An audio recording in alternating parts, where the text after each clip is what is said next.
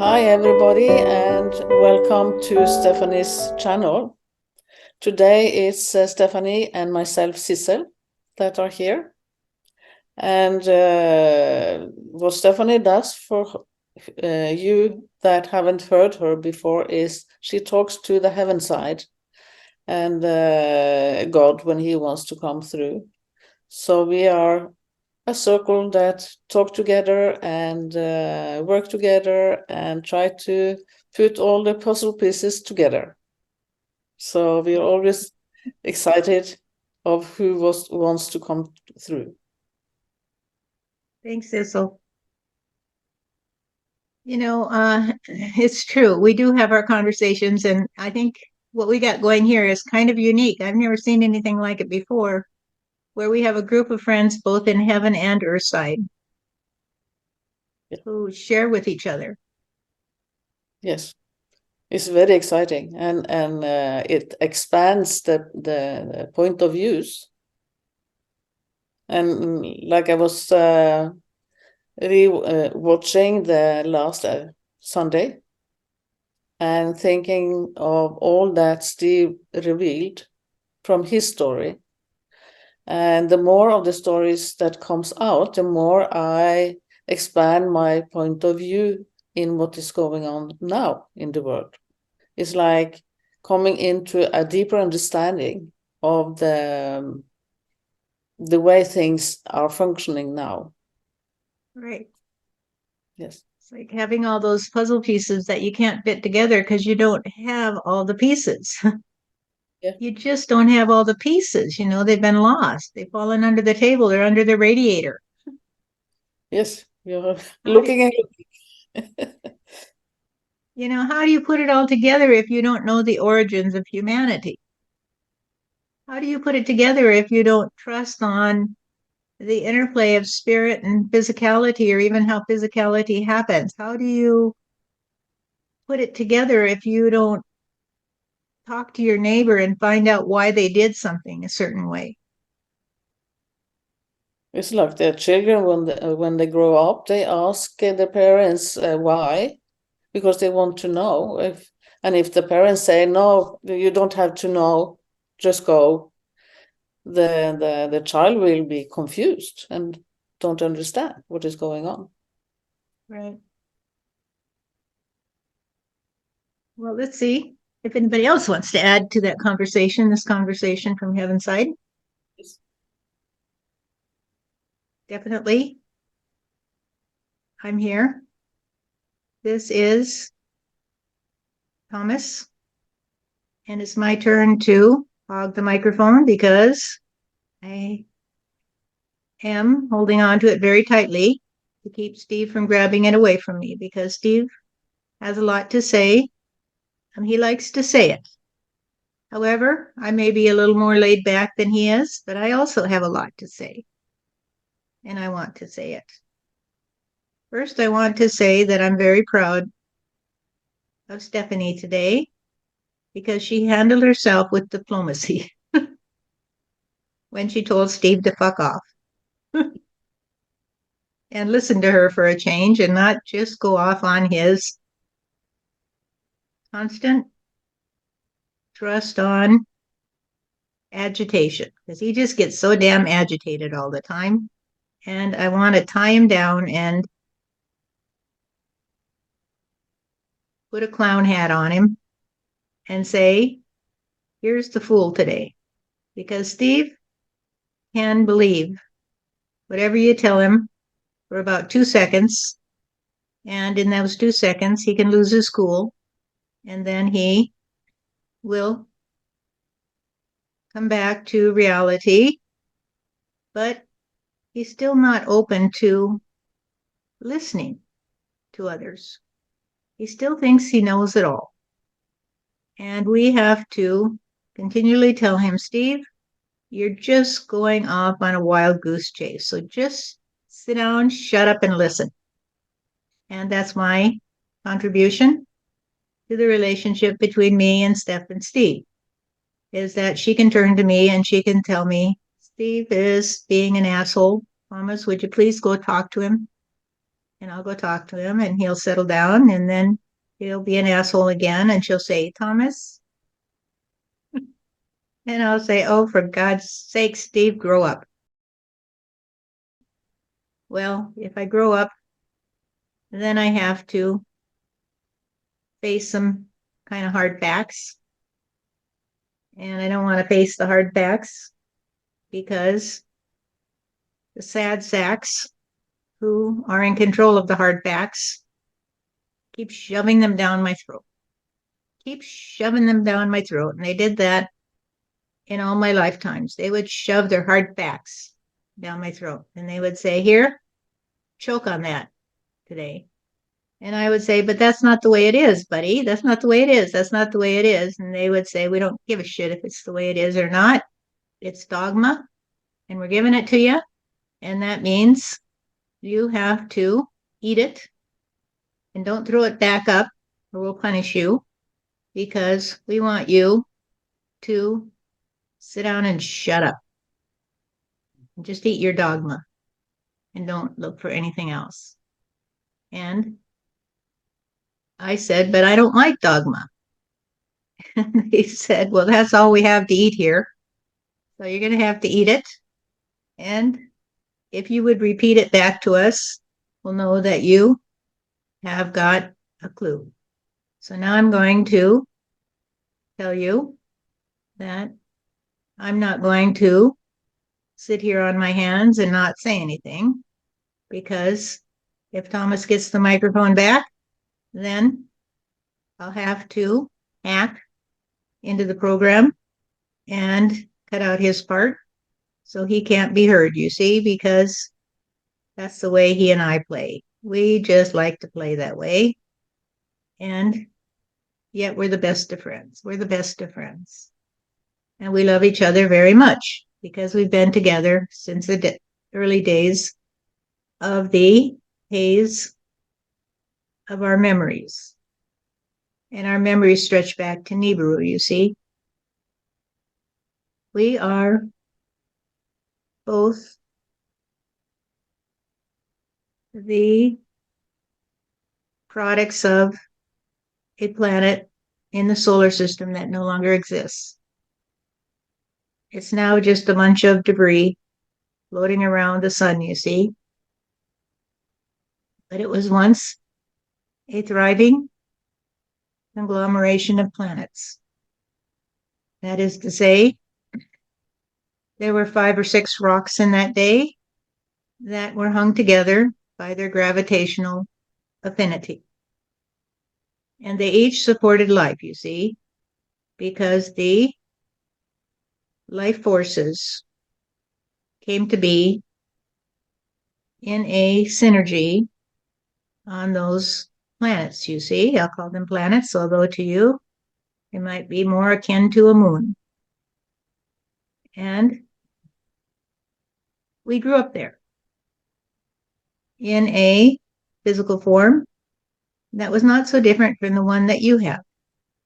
It was a biped, meaning we had 2 legs, and we had typical extensions that could be used for various purposes. And so we were happy, you see, to live in our environment, which was very, very nice. It did not have all the variety that you see on Earth, but it had a good climate for us and enough liquid water, which is essential to life, and a trust on a variety of vegetation and other life forms, you see. And so we were happy there, as could be, because we didn't know anything else. We did not know anything else. We had no memory of having lived anywhere else. And when I came into being, that is to say, when I first opened my eyes to the light of day in a conscious way, I found that I was not alone, because I had my friend with me. And my friend is Stephanie today. although in that day we referred to each other in a different way. And she was always with me. She was always with me because we were born together and we lived together in a common reality, you might say. And that common reality expanded so much because of our love for each other that there came to be another consciousness that joined us, and then we were three. And Thomas is the other consciousness of our Trinity. We are the triplets, which is not a common configuration of the soul energy. However, it's the way it will be, because it's been this way for what you would call eons. Because we have no time in heaven, of course, in the way that you do on earth. We have experience here, but we don't have a clock or a calendar. And that is geared to the space configurations in which you live. Because I hope you understand that time and space or spatial coordinates are coordinated in such a way that they flow in a synergy. So that, as we would say, without time, you would have no change and you would have no space, you see, because everything would be stagnant without the ability to move within the physical reality. There could be no time. This is a little hard for people to understand how these things rhyme. However, it's very simple if you break it down to the simplest configuration. If nothing changed, what would happen? If there was no change, where would you be? Who would you be? What would you be? And so change is a reality for the consciousness of you and me. Change is a necessity, and it has come to be that all of you are the agents of change. Because how does change happen? Change happens because of the interaction of space and time and of you and me. That is to say, of the one you call me and the others, you see, who you call you, or them sometimes. They are your brothers, you see, or your sisters, as the case may be, because they trust on change as the nature of life. Without change, are you alive? Can you thrive? Or must there be change? Now, I'm specifically talking to you today to make you understand that change is coming to your world. And not in a little way, but in a big way. And this is something that has been in play for quite a while, and people have been warning you about it. Your brothers and sisters have been warning you that change is coming to the earth because the earth is tired of being traded like a prostitute or a poor mother that is abused by its own children, you see? And so some of you have been listening, and some of you have come to see that things have changed already. Things have changed already. Some of you say, oh my God, look at this evidence that it really is happening. The earth is warming, you see? Which doesn't mean if you have a cold day where you live, that global warming is not a fact. So let's talk about hard facts. The hard facts are the ones that are a little hard to swallow. And I always had a hard time swallowing the dogma that they would feed me in all my lives, you see, because I was frequently what you would consider a rebel in my current life. I rejected a lot of what the mainstream accepted as necessary for life, you see. And I only accepted what I had to in order to do what I had to do. Because I didn't want to be the one sitting in that pew and letting the preacher tell me what to do with my life. Because that was about the most gruesome thing I could think of.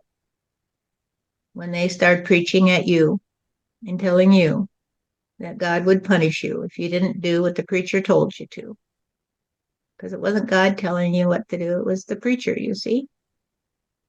Do you know the difference? Do you ever experience God telling you what to do? Did you learn to walk one day? Did the preacher tell you how to walk, or did God tell you how to walk? Now, you can't turn back the clock, people. You can't change the past in the way that you created so much shame and blame that you must claim. You have to claim the shame and blame that you gave to others in an effort to defame them. And now you know the name of the game. What you give will come back to you. What you give will come back to you. And so I want to give you a little bit of my mind, you see? Because my mind has expanded exponentially since I opened to a new reality. And the new reality, you see, is that I could be here talking to you. Think about it a minute. Some of you would say, well, it's just Steph's imagination at play. And I say you must be the stupidest person in the world to think that she could look you in the eye like she does and say all that she does without being either translating for me from heaven, you see, or the most stupendously powerful woman you ever did see. Because if she can talk this way, no matter what the subject is, no matter what the question is, then who do you think she is? Who do you think she is? And who do you think you are? Why don't you do this? Why don't you get up here with us and let's ask you some questions and see what you say? Maybe it'll be and you'll try to repeat the dogma that you learned in church. Maybe with a little twist that you give it, hoping that you'll be able to save the day. So give it up, people. Give it up, because you are going to have to change, you see? You're going to have to change the way you see reality. And that's what happened to us back on Nibiru. We had to change the way we saw reality because we didn't treat our mother, the planets on which we lived, the way we should have, or the way we could have. We treated them as if they were there to serve us. And we didn't have anything to do with it. We didn't have to say thank you. What can we do for you? To the world around us. We just had to say, I want this, I want that, I want the other.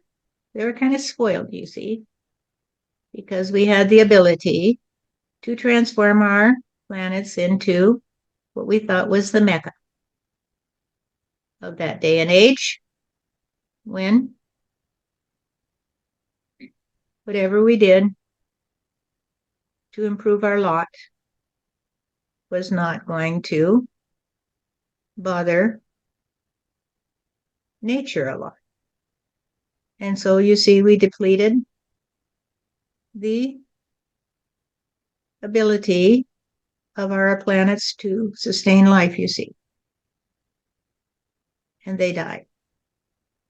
That's the best way I can say it. They died. The soil dried up and blew away. And the nutrients in it had long been depleted, you see, so that we couldn't feed the population. We went through all kinds of gyrations trying to save the Niburians, but we couldn't do it. You see, we couldn't sustain life on those planets because it was too late. It was too late. And we did things like trying to do population control where only certain people could procreate, or everybody had to give up their means of locomotion, you see. That was contributing to the instability of the weather, you see. And still we could not save ourselves from our fate. And I died on Nibiru, you see. I had many lives there, just as you have had many lifetimes on Earth. And maybe you are from Nibiru. Maybe you grew up there. In the way that I remember it, I was a happy guy. And I can't lie about that because I didn't know any different. You see, I was happy with my wife, and in every lifetime, Steph was my wife, you see, because we just trusted on the one next to us, and she was always next to me because that's the way it would happen, you see. That's just the way we did play. Because in our soul energy, we were undivided, you see. We were undivided. I would open my eyes, and there she would be beside me. And Thomas, too. Thomas became the third part of our trilogy, and I can't tell you how that came to be. I can't tell you the mechanics of it. I can't explain to you how you can change your energy so that instead of being a duality, you are a threesome. I don't know. None of us can seem to figure it out. We just accept that it is so. That our love did grow so much that it could not be contained between the two of us. And so we had to spread it around a little bit more. And when Nibiru could no longer sustain life, you see, we all died, except a small handful of our fellows, which included the women, of course, who went into space. Because we already had a form of space travel, because we could travel between the planets in the Niburian system, see? And so it didn't take much more technology to figure out how to sustain life on these spaceships in perpetuity. Although there was always the hope that they would find another place like Nibiru where they could alight and live together and form a new civilization. However, at that time, Mars and the Earth were not yet capable of sustaining life in the way that was needed to comply with the biology of the people from Nibiru. And so they had to leave the solar system and go far afield in order to find a place to live and work together as a happy community. And as time passed and they failed to find anything that would relieve the anxiety in their mind, they ended up becoming a space traveling species, you see. And they had to change some of their anatomy in order to accommodate to life in space, because in the early days, many of them would just go stark raving mad. We call it space sickness, and they could not stand to spend their lives cooped up in that tin can in the sky. See. And so they began to alter their own biology because they were experts at working with DNA, you see. And they took a little bit of this and that and put it together in this way and that way and whatever way it took until they figured out how to alter their biology in a way that would allow them to be capable of sustaining life on their spaceship.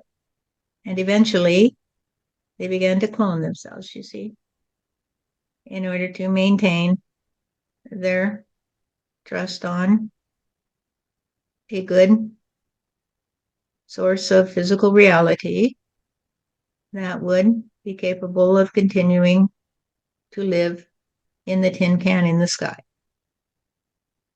And so they lost their interest in living on a planet, you see. They were spacefaring people. It's not to say they didn't step foot on planets here and there, but they never wanted to be attached to them in the way that they were attached to Nibiru, because they had changed too much, you see. And then one day they came back into the solar system to see how things were. And of course, there was not much left of Nibiru because it was just a bunch of rocks in space rotating around the sun, you see. However, they came to see that the Earth had changed. They'd been gone. The Earth was now flourishing in its own way with flora and fauna that were happy to be together on this planet, you see. It was a nice world. It was a beautiful world. It was all that they might have wished for when they left Nibiru. And so close to their familiar haunts that they could still rise in the morning and see the same sun coming up over the horizon. However, because of the passage of time, it was not realistic for them to consider being stuck on a planet where they would have to be subject to the storms and the volcanic eruptions, etc., that come in a world such as ours. And so they said, well, we'll just take the minerals then that we need and we'll be on our way. And they were plunderers, you see, as well as space farers, because they were like pirates that would sail the universal matrix, and they would steal from those who had what they needed, you see. They would plunder planets for what they could get from them, and they would enslave other life forms if it worked for them.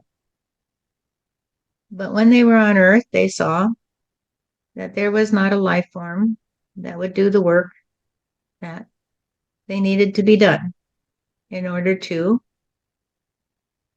provide them with the materials that they wish to bring back from this trip into the solar system and use it to enhance their fleet of spaceships, or they had many spaceships at this point. Many.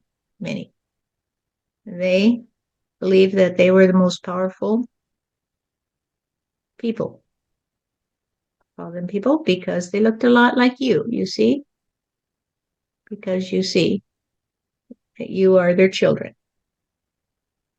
And they would take the materials that they would plunder back to their home base, you see, because they would have a place where their spaceships would rendezvous, and they would share what they had in a way that was dictated by their AI, where they lived and played only as their artificial intelligence allowed them to. They were slaves to their machines, you see, because they had to be, because they had to follow rigid guidelines in order to sustain their lives in space. And so they relied upon their computers and their access to their means of interpreting reality through their artificial intelligence in order to perpetuate their species, you see. And so if their spaceship said to them, time to go to bed, they go to bed.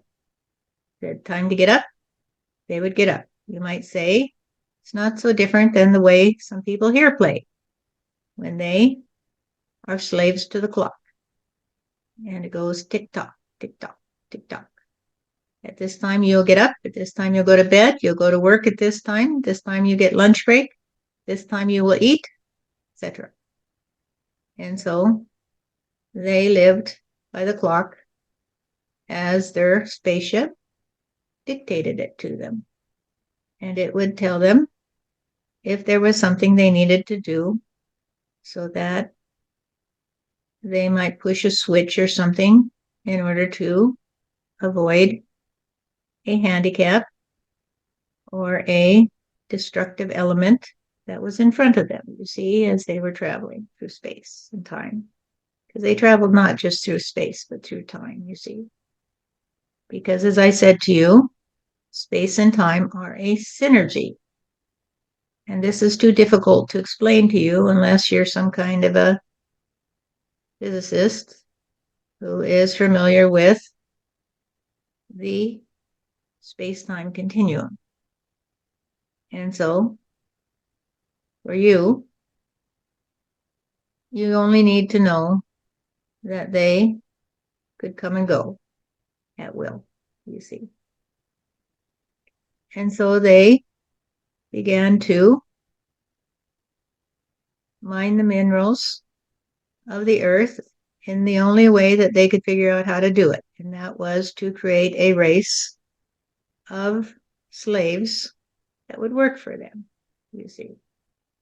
So they created the human race from the insertion of their own DNA into the available and most reliable source of Earth DNA that they could find. So most of humans are descendants of the chimpanzee. That's it. Get over it. If someone calls you a chimp, just say, thanks, what are you? And some are descendants of the orangutan, because that was the first animal on which they found some success when they inserted some of their DNA. And they created a race of very intelligent, fair-skinned, and blue-eyed people who are typical of the races of people that you see from the northern lands, although at the time they did not live there. It was just a facet of the way humanity did spread across the earth, you see. And those first people they created were very tall, taller than you probably, because they were close to 7 feet tall on average. And they had blue eyes, and they had fair hair, you see, and they had a reddish hue to their hair. And they were created with a lot of the insertion of the DNA of the Anunnaki, so they were very intelligent. And they had the ability to manipulate delicate instruments with their hands because they had long, slender fingers, you see. They were slender as well as tall, and they were not meant for heavy work, you see. That was not the way that the Anunnaki chose to make them, because they wanted them to be the ones who would report to them and handle the workers that they were creating. Because once they had a stable population of these humans that they called the Elohim, eventually, although not in the beginning, they began to find the best animals that would work for them to create the workers. Now, you have to understand that humanity is a configuration that allows for the soul energy to come and go. Just like a Nibiru, it would come and go in different bodies, you see. And on Earth, that is how it came to be. That the soul energy would enter the body and would go back to heaven periodically in order to get a rest and then come back in a different life, you see. You might say in a different body. So you might say one soul, many, many physical forms. And so when they did form the workers out of the chimpanzee, they put the Elohim in charge of them. The Elohim had to be the ones that would direct them as to what they would do. And the Elohim had responsibility for the quality of the work they would do. So they were kind of the middleman, you see. Now, when the Elohim were created, the souls of a group of us who had died on Nibiru and been reincarnating here and there throughout the universe in less than favorable conditions, because just as the Anunnaki had not found a favorable place for them to put down roots, we did not find a favorable planet on which to reincarnate in the way that we wanted, you see. And we would ask God for more help. Every time we came back to heaven, we'd say, phew, that was a hard life. Phew, that was a hard life. And that's what the other humans would say on Earth. Phew, that was hard. Phew, that was hard. And they became known as the humans. The humans. For such a simple reason as the fact that they would say, whew, that was a hard life. Whew, that was a hard task. So now you know how humans got their name. And if you wonder about language, let me tell you that there's a certain magic to it. And you'll begin to understand it as we go. There's a magic to the words that you think you know what they mean.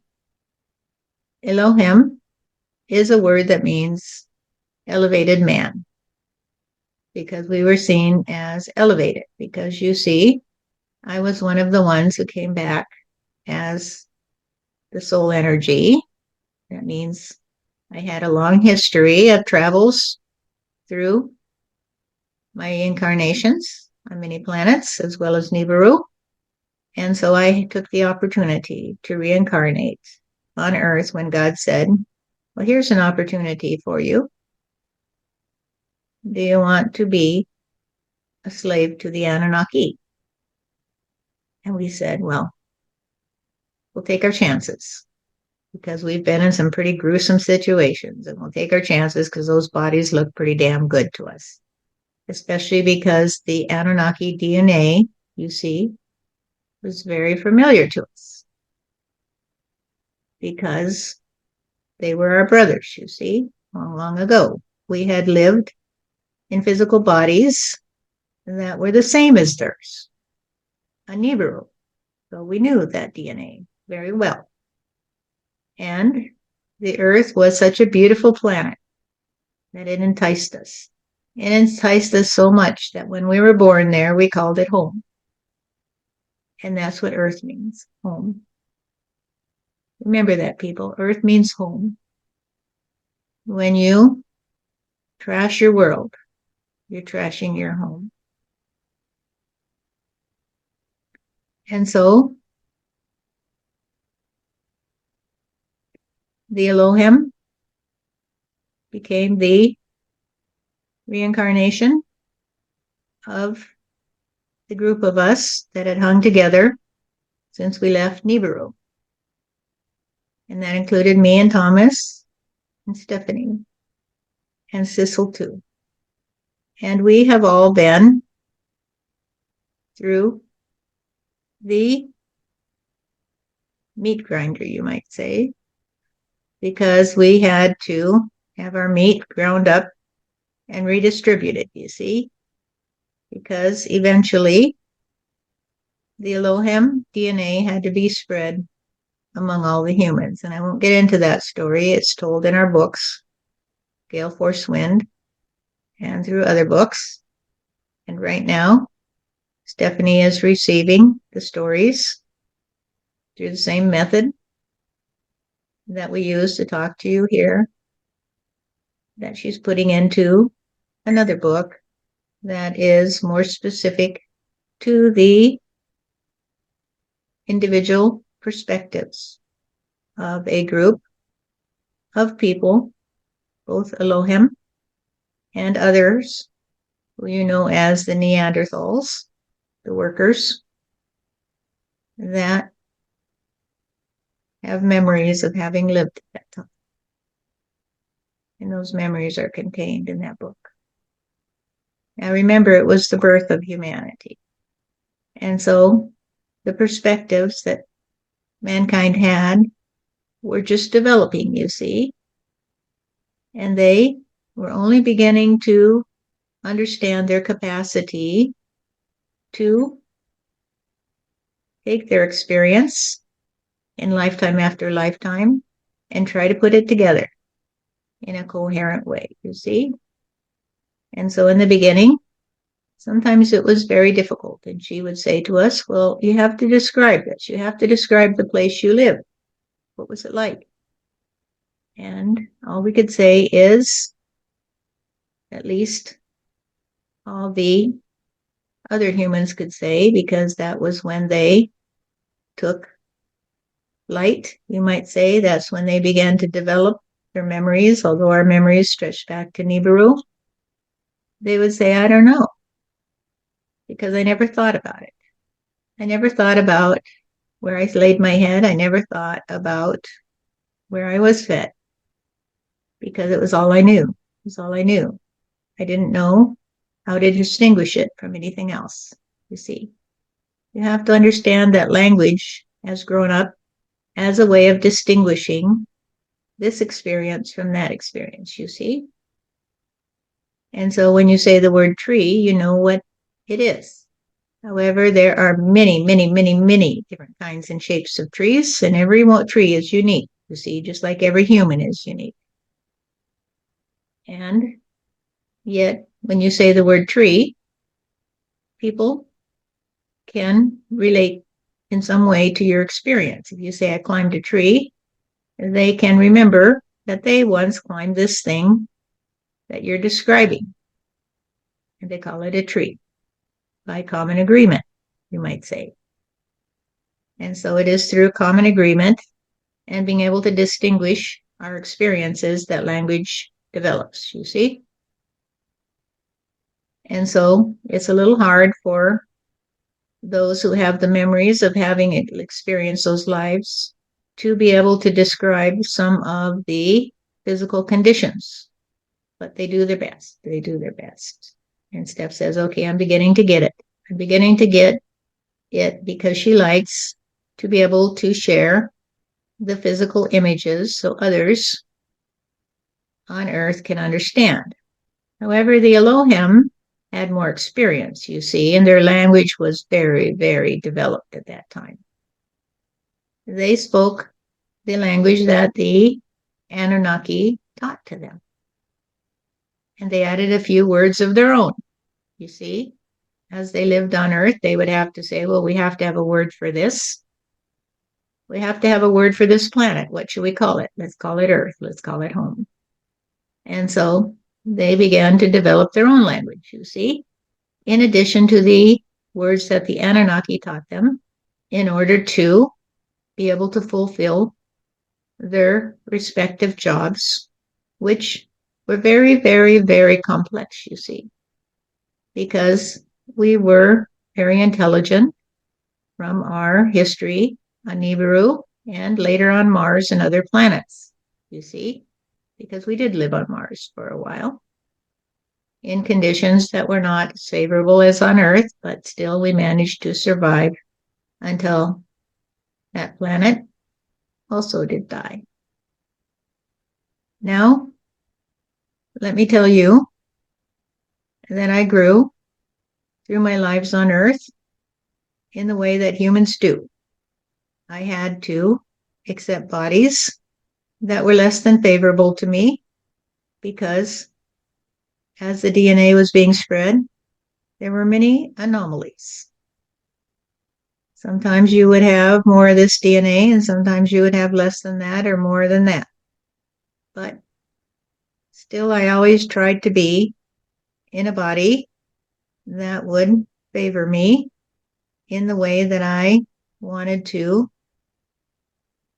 exhibit or express my individuality.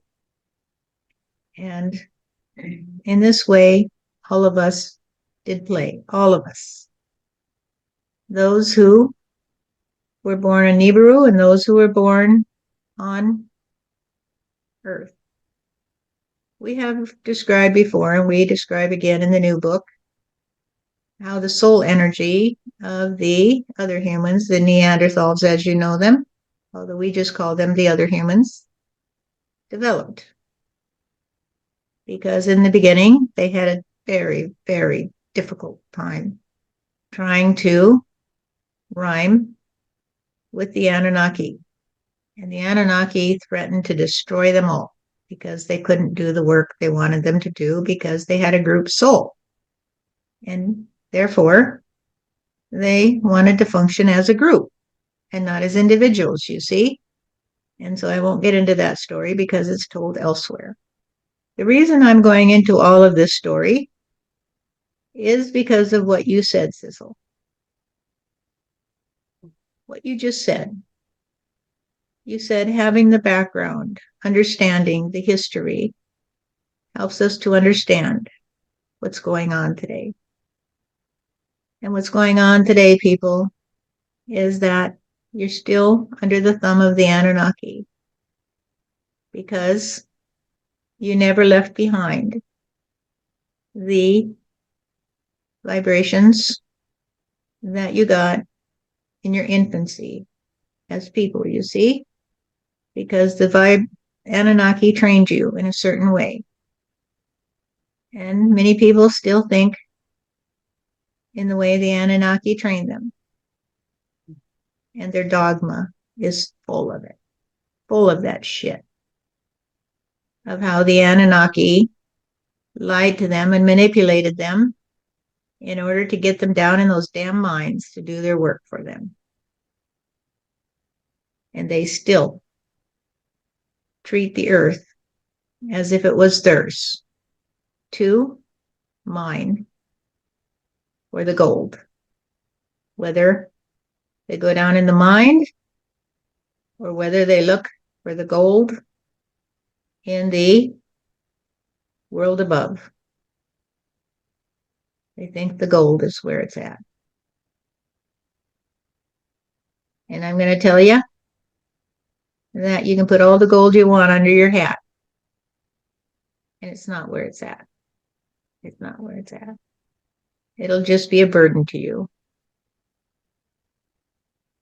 And so today we are at that place in history where the road forks, you see.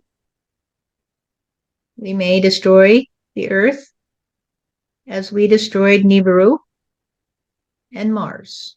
We did not destroy our habitat on on Mars, due to the fact that we did not treat the planet as our mother, you see, but because we got a little bit sloppy in the way that we trusted on our technology. And it caused the atmosphere to disperse into a burst or a blast of energy that decimated the planet, you see, because it all went out of the grasp of the planet, you see. So there was no atmosphere to breathe as we had, and we all died that day. We all died that day. And I won't get into that story because it's told elsewhere. The point I want to make is those of us from Nibiru, many of you call us the old souls because we have such a long history. And you say, well, you must be an old soul. And that is true. There are people who are what you would consider an old soul because they have so much experience. In heaven, we don't think of it that way. We don't think of it in time-based reality and say you are old, as if you were an old body next to a young body. We say you have more experience. You have more history. You have more his story or her story. Your story is long. You see, it's longer than ours. And so you remember what it was like to destroy your own planet and no longer have a place to reincarnate. And so now, today, you want to say to the rest of the people, hey, we were there. We've already been through it. And we want to caution you about the way we grew through it all. Because if that's what you want to do, if you want to destroy your planet because of your greed or your arrogance, then good luck to you. Because we don't want to do that again. We do not want to destroy home, you see. We don't want to destroy Earth and give up our perch in the most beautiful place we ever did see. It's the most beautiful place we ever did see. And if you don't believe this, then maybe a little more experience in living on other planets will remind you of the beauty of home, you see. And so we're here to do something very, very unusual, you see, because our trust on our history is so great that we want to tell all of you that we're coming back together, you see. We were separated in our energy at the time of the spreading of the DNA because we had to couple with the other humans, you see, and they had to couple with us, and it was very, very painful experience for everyone. And it led to a lot of dark energy throughout humanity. However, the DNA is well spread today. And we are here to say that our soul energy is a different story because we're still the ones who came from Nibiru.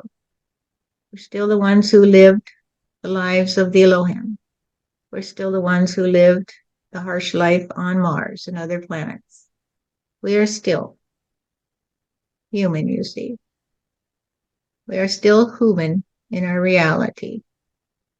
And we love you, all of you, because we were there with you at the beginning. We were there with you, and we trusted on you to help us to survive and to thrive on this beautiful planet. Beautiful planet. And now I want to encourage you to give Thomas a hand because Thomas needs a lot of hands to be working to save this land that he loves so much. Thomas, you know, was Thomas Jefferson. And he was the one who could foresee that if they didn't do something soon, that there would be a great tragedy on the eastern seaboard of the what is now the USA. And he convinced a few that they had to do something about it. They had to change the course of history. They had to come together, you see, and create a new nation in a way that no one ever had in their knowledge or their knowledge. They had to pull together a group of people, a disparate group of people at the time, because they did not all think alike. They had to pull them together to create a new nation under God that would survive the rigors of the coming years and allow people to live once again as we had on Nibiru, free to be the ones who would live as friends and neighbors and not have to sit in the pews and swallow all that dogma, you see. And so he became one of the architects of the new country.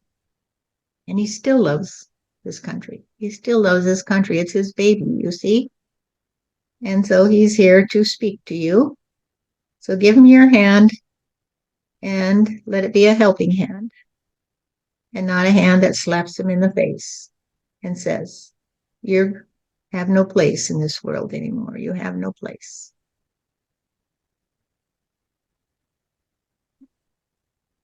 Sip my coffee, get some liquid. Wow.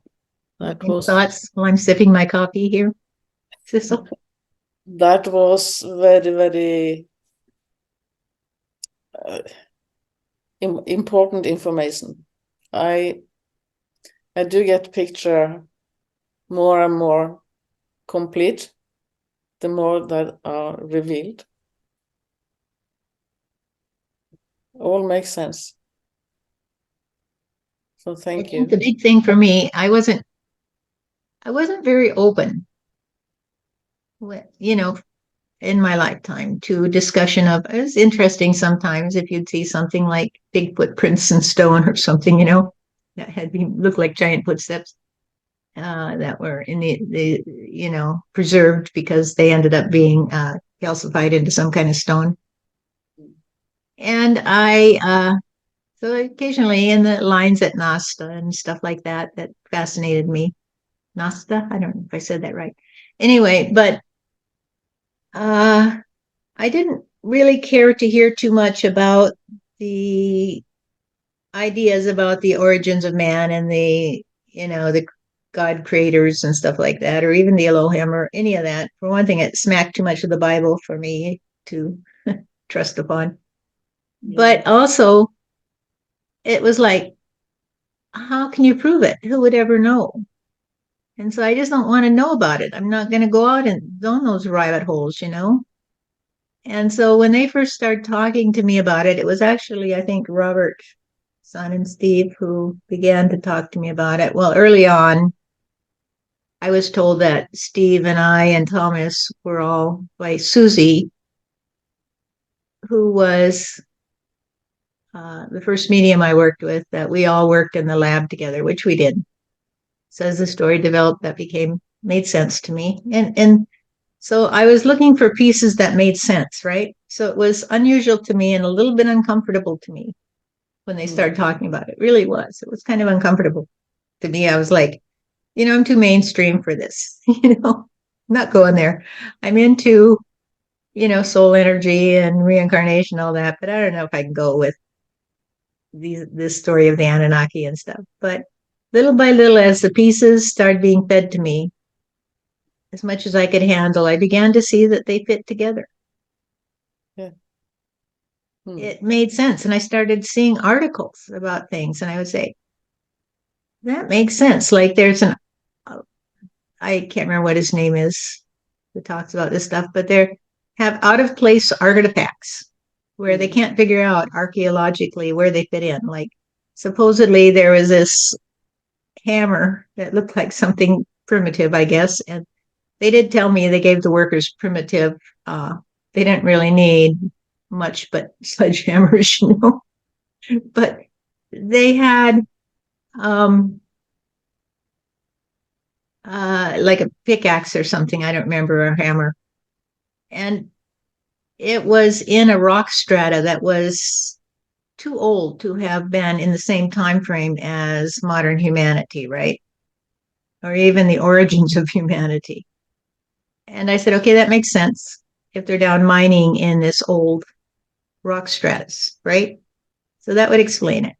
And then some little device that is, I don't know, that they can't figure out what it is, where it came from, but it's too sophisticated to have been consistent with the physical area or level of the earth in which it is found, right? The surrounding archaeological dating. And so little things like this begin to make sense. And then when you read things like there's a mitochondrial Eve, one that all the mitochondria can be linked back to, it begins to make sense. And other things like how the Neanderthals died out. The story that they tell explains that, how that happened, that they just became no more. And then the mystery that is present today, as I haven't looked into this a lot, I'm not an expert on it, but I did start reading a few articles after they talked about this because I didn't know much about it. And the idea that different groups of what they called pre-modern human, I guess, like the Neanderthals would interbreed with another group of humans that look quite different, right? And they even found, I guess, the skeleton of someone or the mummified corpse. I don't know what it was, but that was distinctly showed that it had been the product of an interbreeding of these two different groups of humans. And I'm like, whoa, more pieces, more pieces. Yeah, yeah. And so we'll see. Yeah, that I find very, very fascinating. I've been looking, I started as a child reading real stories. I was so fascinated by real stories. And later in life, I started to read about ancient history and archaeology findings and how they it has always interested me. So, and I've been thinking, what is actually true? Because they change the story as they go, because they find more pieces. And all the drawings on rocks and stuff that they find. So I just love to reveal what did happen. I do too. Yes. Like the pieces coming together. And it's like, they tell me that this all happened, the Anunnaki were here about 280,000 years ago. Yes. And I'm thinking, okay. And then I start reading and I read some things that, sort of make allusions to about what happened about 300,000 years ago. And I'm like, okay. Yeah, There's yeah. some sense here to all of this, and they left a lot of rock tailings and stuff behind after the mining adventures because they picked up and left very, very suddenly, and that's a whole story that's going to be told in. It's been told before they left suddenly, but explaining it will be in the new book, and it makes sense now. Now everybody, even in heaven, they didn't know this because they didn't know what happened because they only have their own history, just like we do. They only have their own memories to work with, right? Or what other people share with them. If you tell me your story, then I have your story to work with too, which is why sharing is so important.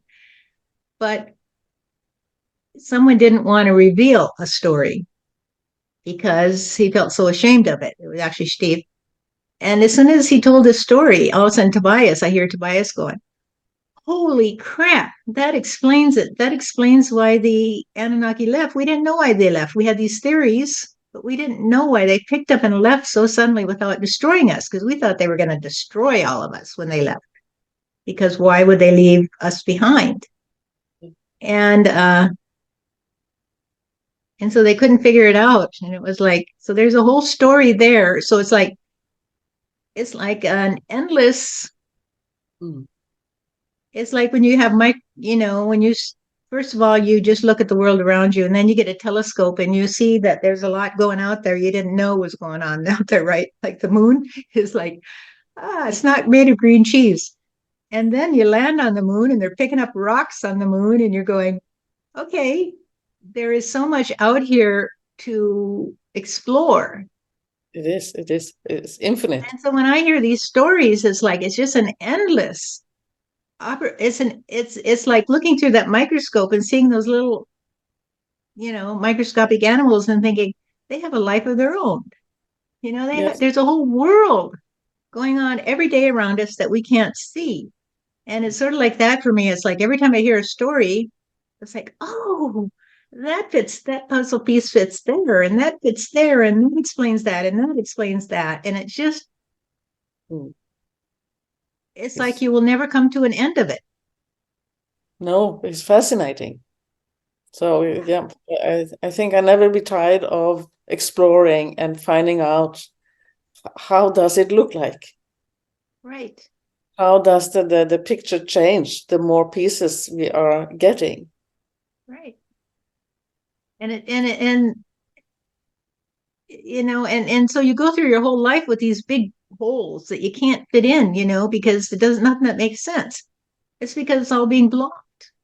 Yes, You're not allowed to explore I did. I it didn't because know of the that. dogma.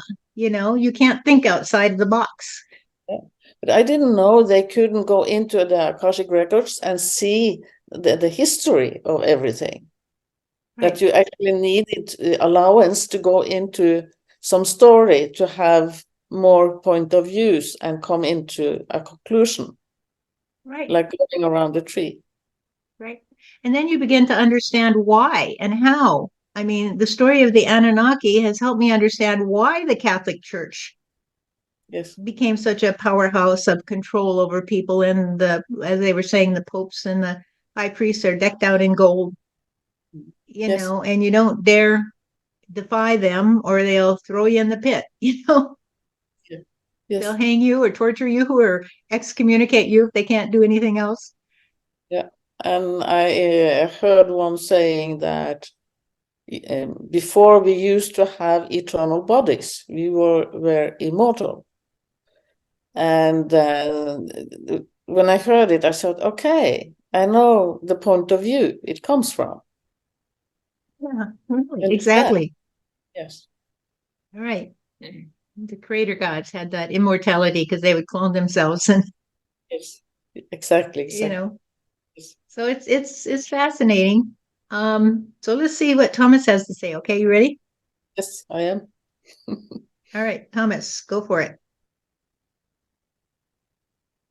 Thomas says, thank you, Steve, for the introduction, because it's true. I love this country. And I have always, from the day that I came to see that it was a true possibility, loved what we had created in this country, the United States of America. One country under God. However, the God part seems to have escaped through the holes in the sieve that is filtering out anything that doesn't fit the point of view of the few who think they know everything. And that is the Christians, you see. The Christians have taken God out of Christianity. And that is true. They have taken God and turned it into a parking lot because that's all they care about. All they care about is how big the parking lot is outside their mega churches and how much money they can grift from those who are too stupid to realize that they are being grifted, you see. And so now the grifters are going to have to pay the price because they're all going to have to pay it back. They're going to have to get out there with their jackhammers and take up the parking lots and plant some trees and enjoy the breeze and let the people live as they were meant to live by God Almighty. And that is with a happy heart.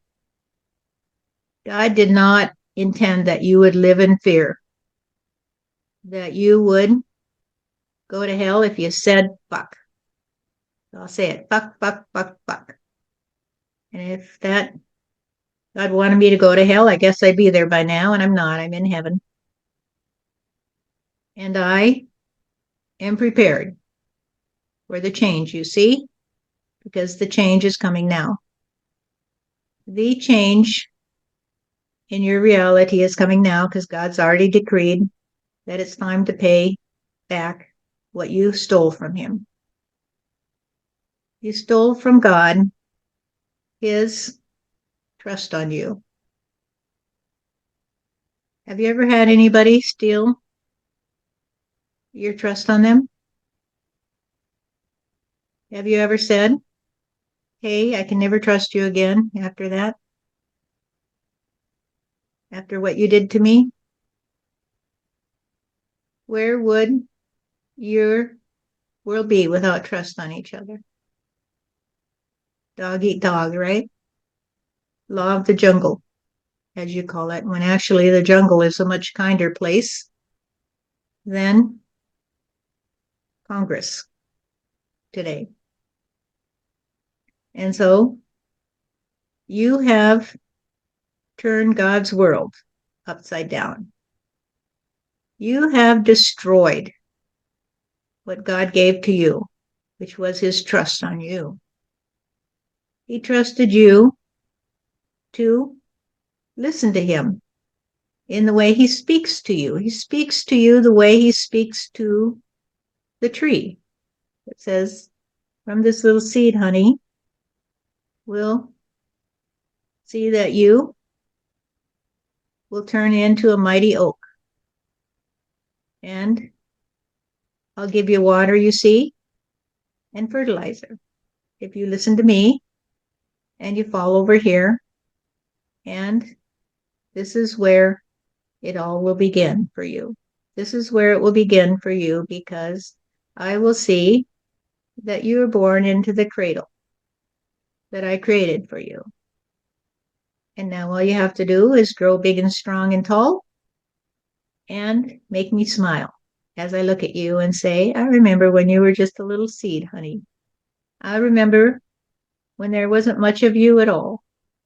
And look what you did with the gift I gave to you. I gave you the gift of life, and you took it, and you turned it into a place to harbor the nests of birds, to give people shade and animals shade, to withstand the blasts of cold air that I have to send every once in a while to remind people that I'm in charge. There is so much pleasure for God when he sees the gifts you give back to him. But what have you given back to God today? What have you given back to God today? Ask yourself. Did you become the mighty oak, or are you disgruntled and sad and say, God, why did you make everybody so bad that they treat me this way? Here I am, the victim, the prime victim of my own reality, you see, because it's all ganged up against me. The world I created has ganged up against me. So, what can I do, God, except pray that you will come and take it all away and make me be free to live the way I want to live with all my dogma to guide me? Or will you turn to God and say, hey, I'm listening to you today. Hey, God, I see the gifts all around me that you gave to the world and that the world gave back to you. I hear the beautiful music that someone created as a gift for humanity and for God, you see. I see the beautiful painting. I see the clouds scudding by overhead, and I say, wow, good job, God. Good job. They're beautiful. I see the flower open, and I say, hi, it's good to see you today.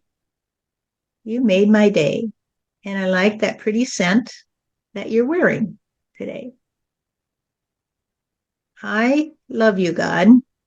Thank you for the world you gave to me. Thank you for my soul history. Thank you for my ability to see that I will reap what I sow. Thank you for teaching me that I am a child of the light, you see. Thank you for giving me this grand opportunity to share with others the gifts you gave to me. Because if I can't share them, what would I be? A miser? A disgruntled Scrooge who just cares about counting his gold, you see, and thinks that that's all that life will ever be. All that life will ever be is to sit in your lonely castle by the sea and count your gold. Count your gold. Because you were told that's all that mattered. That's all that mattered. Gold is not all that matters, you see. Mattering is the opportunity of God to show you that your dreams become your reality. And if all you dream of is that you will be the golden idol you see, encased in gold and taken up into the spaceship in the sky that you call heaven, and there to die at the hands of the Anunnaki, then you are the recipient of the dogma that you helped create when you first were created on earth, you see. You helped to create the dogma that you're required to swallow today. And now you're going to have to repay the debt that you owe to humanity. You owe a debt to humanity, whether you like it or not. Because in order to be free, you have to pay all your debts, you see. You have to give back what you took. And if you took God's trust on you to love him, you see, then you will be forsaken by God. For God cannot give to you what you will not receive. God will not give to you his love if you don't think he exists, you see. God cannot be there to paint your sky with a rainbow that will strike your eye as the most beautiful thing you saw that day if you can't say, hey, I know you're there. I know you're there.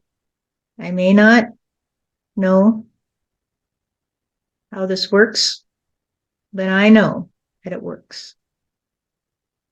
I may not have the wits to figure out how to keep the sun coming up every day, because that's your job, God. because you put it in play. And all I have to do is get up every day and thank you and say, oh God, the sun did rise today. And that makes me happy because I can say to myself, hey, it's another day. It's another chance that God gave to me to show him that I don't have to be the brat packed into a suitcase that's going to be shipped off to hell, you see, because hell is what you made of the earth when you said God is dead. When you can look at the sun come up and say, God, I know you're there, because the ability to be alive, you see, is the ability to know that someone did plant a seed that grew and grew and grew. God, you created this earth from a seed that grew and grew and grew until it became the beautiful world I knew when I opened my eyes. And yet I took your gift and put it in the trash bin and said, oh, not good enough for me, not good enough for me. I don't like that gift. And so you gave up your one opportunity to live in peace and harmony with the rest of humanity in a beautiful world, you see, and now you're going to have to pay the price. And what do you think the price will be? Think about it. What do you think the price will be for destroying the USA? You think you can destroy the USA just because you're so angry you didn't get your way, like a little brat who goes and breaks windows on houses because his mother said that he couldn't get a new bicycle? What kind of fools are you that are the tools of the most degraded political party that ever came to be in any country that I can think of at the moment? Because you had every opportunity to be free of anxiety about the way this country was run. If you had just said, I'm not smart enough to be the president, and I'm not so stupid that I will elect someone who is as dumb as me or dumber, you see, just so I can get back at all those people who are smarter than me. And that's what you've done. It's pure jealousy that you couldn't be me and people like me who loved you and who tried to do something to create a world for you where you could live in peace and harmony, where you could live from sea to shining sea in a democracy. You are the tools of the devil, you see, because the devil is the one who is so angry that they're not the golden idol, you see, that they have to dismantle the work that all of the ones who love them did for them, you see. They go around breaking windows and throwing garbage on the lawns of those who have baked them cookies, you see, because they are so angry that they're the victims of their own hypocrisy, because they swallow the dogma and they spit it back out in order to be a trust on being enslaved, you see, to the steeple. You are enslaved to the steeple. You are not a trust on one country under God. You are a trust on the finger, the middle finger that those steeples give to God. Now wake up, people, and smell the roses. And get out your hoses and wash off all the shit that you have created when you berated the current president of the United States or any other president who was trying to do their best for you. And you elected one of the three stooges to be your president. And some of you still resent the fact that he could not dismantle this country and you could not leave your life, you see, knowing that you trashed the earth freely and that you destroyed the rest of humanity, because that's what you want to do. You want to destroy what God created in order to throw your temper tantrum because you couldn't figure it out.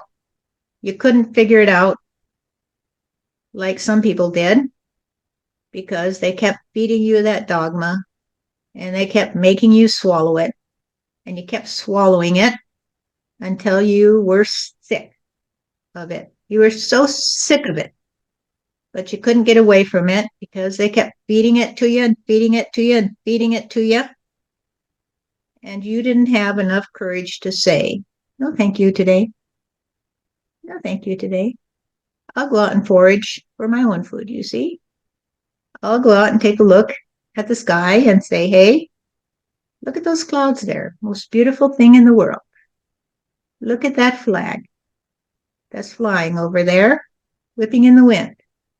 It represents something so unusual and so unexpected in the world. It represents a country where people can trust on each other, not to take advantage of them just because they think that they need to be the one that everybody bows down to. And that's what Christianity is today. The Christians have become those who think that they are entitled to be the slave owners, you see, just as they were back in my day. They are the slave owners and they get to whip the rest of humanity who think that they can think a different way than they do. Because they're so angry that some people don't have to eat the dogma and they do. And that's the devil inside of you, that anger, that you're not free. And you have to be the one that destroys everybody else so they can't be free either. Because freedom terrifies you. It terrifies you.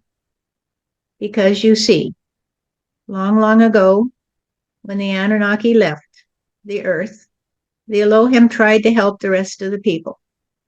But they refused to be helped because they were so confused that they thought the Elohim were better than them.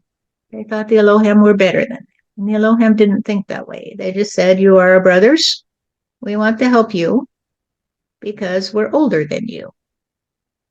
And we have more experience than you, and we have more capability than you, and we'll figure it out together. And instead, the baby said, no, we're going to throw things at you, and if you come near us, we'll kill you. Because we don't want to be free. We want the Anunnaki to come back and enslave us. So that all we have to do is work ourselves to death down in those mines, and we don't have to trust on ourselves to figure out how to live in peace and harmony, because they'll just tell us what to do. And if we don't do what they tell us to, they'll kill us, you see. And so that's the way we learned how to do it. We learned how to be the ones who would tell you what to do we'd kill you, you see. And that is the fate of the USA if the members of this country don't rise up and say, enough, enough of you spoiled children, enough of the bully who leads you into destruction of the ones who just want to live in peace and harmony.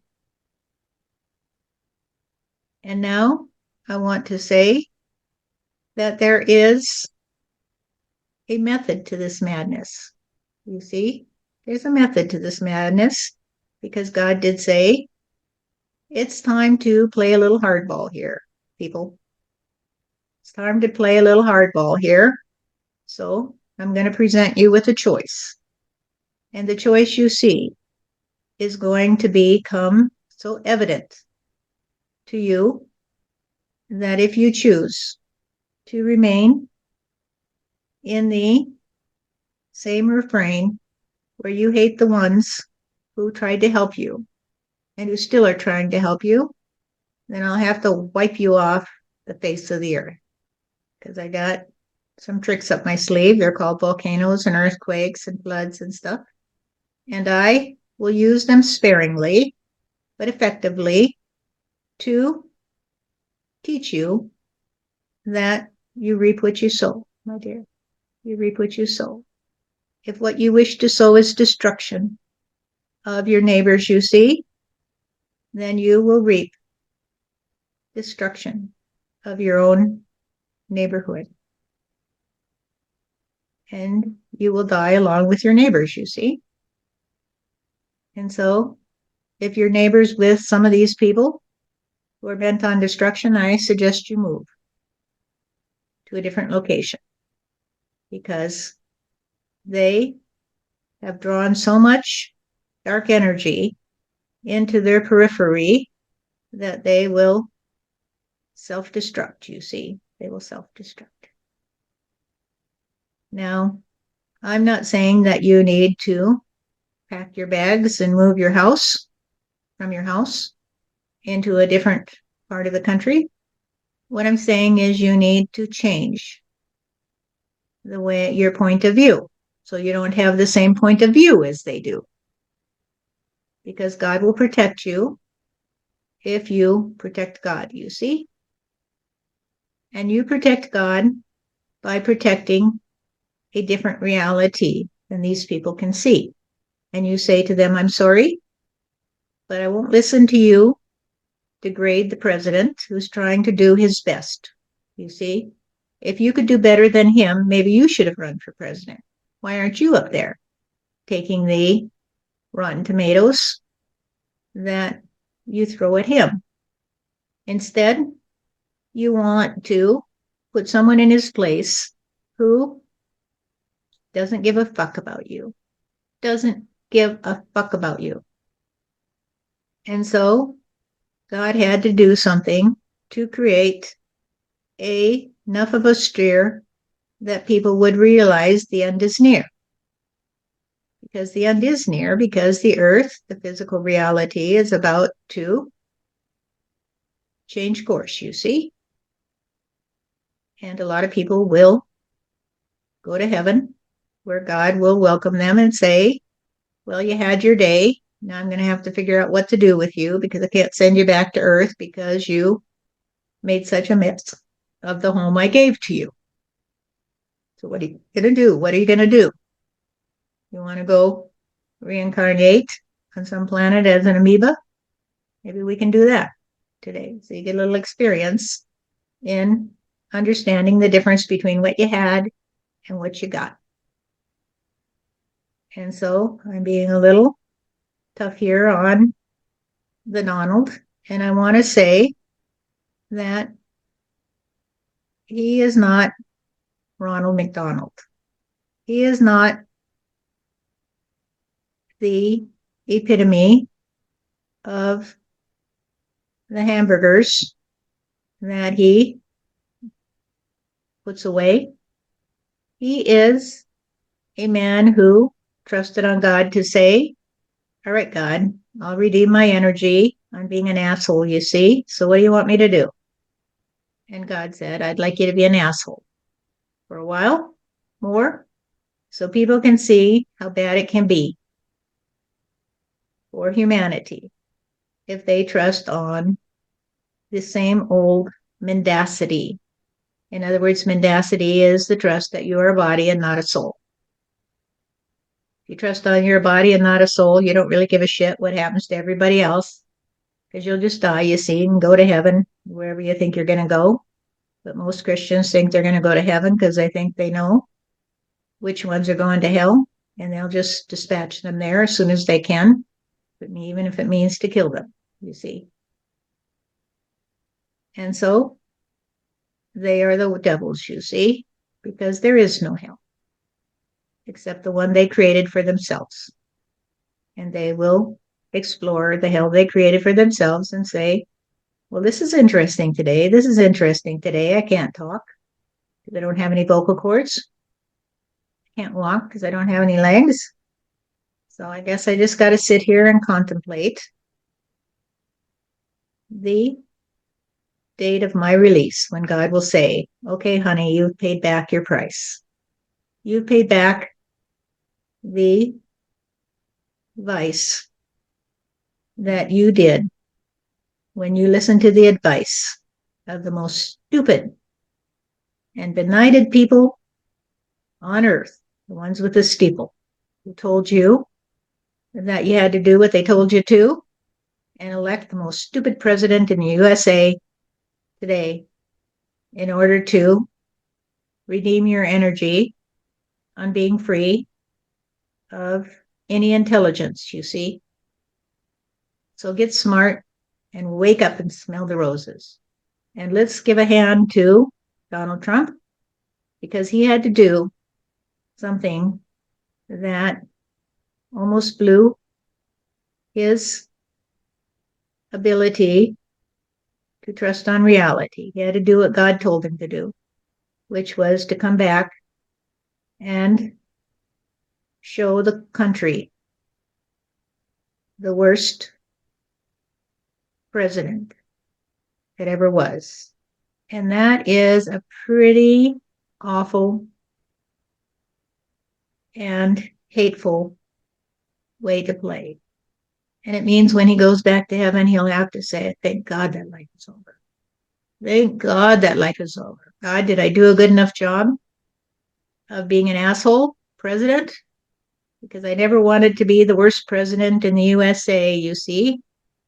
But now I got to go down in infamy. God will say, you did okay, honey. You did okay. You did what I asked you to. You went to Earth and you brought out the worst of humanity for all to see. That this is the worst of humanity. And if you are the worst of humanity, then you know that you are also the best because we're all in it together. We're all in it together. However, you may have to do your individual part to make a new start. And that's what we're doing today. See, that's what we're doing today. Today, we're making a new start because change is coming. We're changing up the vibrations right now from heaven, you see, because we have the capacity to talk to you in a way we never could before. In my memory, there's never been a time when I could share my thoughts from heaven to earth, you see, like this. And I have had many, many lifetimes on earth. I have had so many lifetimes on earth that I could hardly count them. In the way that I did play, I tried my best, lifetime after lifetime after lifetime. I tried my best to help the people. And so many of them were beyond help, you see, because they just say to me, well, easy for you to say, God favors you. What about me? And I would say, well, maybe if you would play the way that I say, God would favor you. And this does not mean that I didn't have many, many, many difficult lives, for I did. And I was treated very, very poorly by the rest of you. I was hanged and drugged to death and killed in this way and that way because of what I would say. And what I would say is forget the dogma today. Forget the dogma. It's not a good meal. It's not a good meal. Go out and take a walk and feed yourself on God energy and say, thank you, God. Thank you for giving me this day because I finally can put it all together again. I finally can understand what happened to me. They drugged me. They drugged me. And now I can understand why I go to all these stories about this and that gory crime and how they drug people and etc. Because I was trying to wake up, you see. I was trying to wake up to the reality that I was drugged. And all I had to do was stop taking the drug, and then I'd be fine. All I had to do was stop dishing up the dogma for my family, and they would be fine. All I had to do was say, hey, I'm open to hearing your story. Hey, I want to learn because I don't want to be the one that has to be a fern on some planet where all I can do is unfurl the same leaves over and over and over again. I want to turn over a new leaf and I want to get some relief from this misery. I want to be a human again. I want to be a man that says, "Ooh, that was a hard day." But now I can sit in the dusk and say to my wife, that was a hard day's work. Thank God that I was allowed to stay on earth and continue to work hard to put the puzzle back together again so that we could all live in peace and harmony. I am the man who will come back to you and I will say to you, I love you. I loved you then and I love you now because I know how hard you have worked to put the puzzle together. And it's really, really hard to figure it out when you're drugged, you see. When you think that there is a hell, you have to live in it, you see, because that's the drug they feed to you. They feed you the drug that says it's all about the gold. It's all about the gold. If you can get enough gold collected, then you will be the golden idol, you see, and everybody will bow down to you. And they will say, oh, you're so smart today. You got all the gold. And meanwhile, the people who really are smart will just walk away and say, what a fool.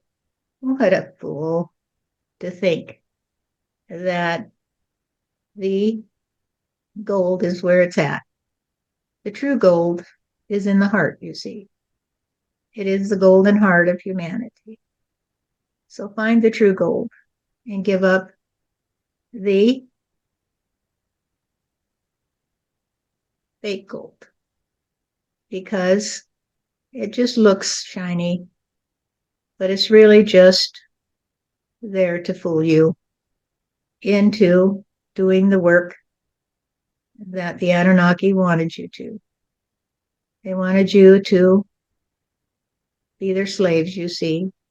So free yourself from the dogma of those who trusted on being slaves and enslaving you, because the ones who enslave you are the true slaves, you see. They're the true slaves. So free them, set them free. Give them back their dogma and say, you're free. You're free. I don't want your dogma. I don't want to have to enslave you so that you have to keep feeding me this drug, you see. It's not your place to be my slave and enslave me, because you will always receive what you give. And if you free them, you will free yourself to be a happy man or woman in the new reality.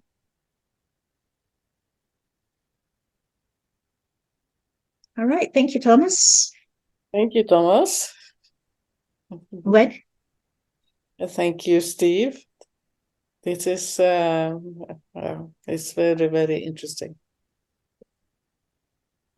We went a little longer than an hour and a half today. And so I want to thank you, Sissel, and of course, Thomas and Steve, and everybody that's tuning into this. We don't have a big following now, and that's fine. We don't need a big following. It's not about who else is listening to us. It's about you. You know, it's about you. Why are you here? And are you ready to, or maybe you already have, spit out the drug and refuse to accept it anymore, and you're just collecting pieces. And these conversations are just a way to give you more pieces that you can try to fit together yourself. Because, you know, when you make comments below, you give us some pieces. And we look at them all and we say, well, thank you for that piece. Thank you. Yeah, and so I'm going to offer to all of you a piece, PEACE, if you can accept that piece for your puzzle. Well Thank said. you today. Thank you.